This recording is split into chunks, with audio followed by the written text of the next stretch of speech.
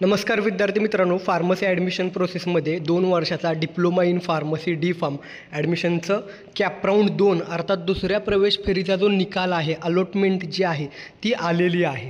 तर ती कशा पद्धतीने चेक करायची, आता पुढची प्रोसेस काय असणार आहे आणि त्या संदर्भातल्या इतर महत्त्वाच्या सूचना देणार आहे. यासाठी तुम्हाला काय करायचं आहे, DTEच्या वेबसाईटवरती यायचं आहे. वेबसाईटवरती आल्यानंतर कॅन्डिडेट लॉग इनमध्ये जायचं आहे. कॅन्डिडेट लॉग इनमध्ये गेल्यानंतर तुमचा PhD 25ने सुरू होणारा application ID, password, captcha code fill करायचा आहे आणि या ठिकाणी लॉग इन करून घ्यायचं आहे. लॉग इन करून झाल्यानंतर या ठिकाणी तुम्ही बघू शकता डॅशबोर्डवरती वेगळे पर्याय आहेत.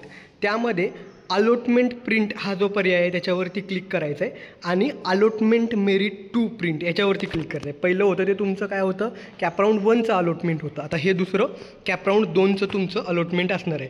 अर्थात आता ह्या कॅप राऊंड 2मध्ये ह्या कॅन्डिडेटला कोणतं कॉलेज लागलेलं आहे आणि या संदर्भातली सगळी सविस्तर माहिती आलेली आहे. अर्थात आता तुम्हाला मिळालेलं कॉलेज जर घ्यायचं असेल तर त्या कॉलेजला ॲडमिशन घेण्यासाठी तुम्ही फ्रीज हा पर्याय निवडू शकता आणि त्या कॉलेजमध्ये जाऊन रिपोर्टिंग करायचं आहे. समजा तुम्हाला मिळालेलं कॉलेज नको आहे, यापेक्षा अजून चांगलं कॉलेज मिळेल यासाठी तुम्हाला वाट बघायची असेल तर तुम्ही नॉट फ्रीज बेटरमेंट हा पर्याय निवडू शकता. आणि ही सगळी प्रोसेस कधी करायची आहे, तर ही सगळी प्रोसेस तुम्हाला उद्यापासून करता येणार आहे. उद्या तुम्हाला तुमच्या लॉग इनमध्ये हे पर्याय येणार आहेत. कॅप राऊंड 1च्या वेळेस तुम्हाला जे self verification, freeze, not freeze, betterment हे पर्याय कसे करायचे होते याचा ऑलरेडी सविस्तर व्हिडिओ मी बनवलेला आहे. ही प्रोसेस लक्षात ठेवा, उद्यापासून सुरू होत आहे, आज नाही. आज फक्त कॅप राऊंडचा रिझल्ट आलेला आहे. उद्यापासून ही बाकीची प्रोसेस आहे ती होणार आहे. ओके, तर आत्ता फक्त या ठिकाणी तुम्हाला काय झालेलं आहे, कॉलेज मिळालेलं आहे की नाही हे चेक करता येणार आहे. अलॉटमेंट आलेली आहे कॅप राऊंड 2ची.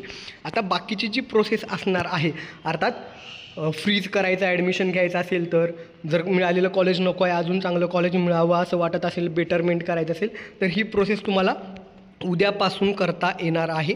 तुम्हाला तुमच्या लॉग इनमध्ये ती गोष्ट आहे ती करता येणार आहे. यासाठी तुम्हाला उद्यापर्यंत वेट करावं लागेल. आणि ती प्रोसेस कशी करायची आहे, तर ती प्रोसेस तुम्हाला तुमच्या लॉग इनमधून करायची आहे. त्याचा ऑलरेडी डेमो व्हिडिओ मी मागच्या वेळेस बनवलेला होता. त्याची लिंक खाली डिस्क्रिप्शन बॉक्समध्ये देत आहे. डिस्क्रिप्शन बॉक्समध्ये देत आहे. लक्षात ठेवा, 16 तारखेपासून अर्थात 16 ते 17 तारखेच्या दरम्यान तुम्हाला फ्रीज करणं, बेटरमेंट करणं ही प्रोसेस करायची आहे. याआधीच तुम्ही ऑलरेडी एकदा बेटरमेंट केला असेल, 1000 रुपये ऑलरेडी सीट ॲक्सेप्टन्स फी भरली असेल तर पुन्हा भरावे लागत नाही. आता या राऊंडमध्ये पहिल्यांदाच तुम्हाला कॉलेज लागला असेल तर सेल्फ व्हेरिफिकेशन आणि सीट ॲक्सेप्टन्स फी ही तुम्हाला भरावी लागणार आहे.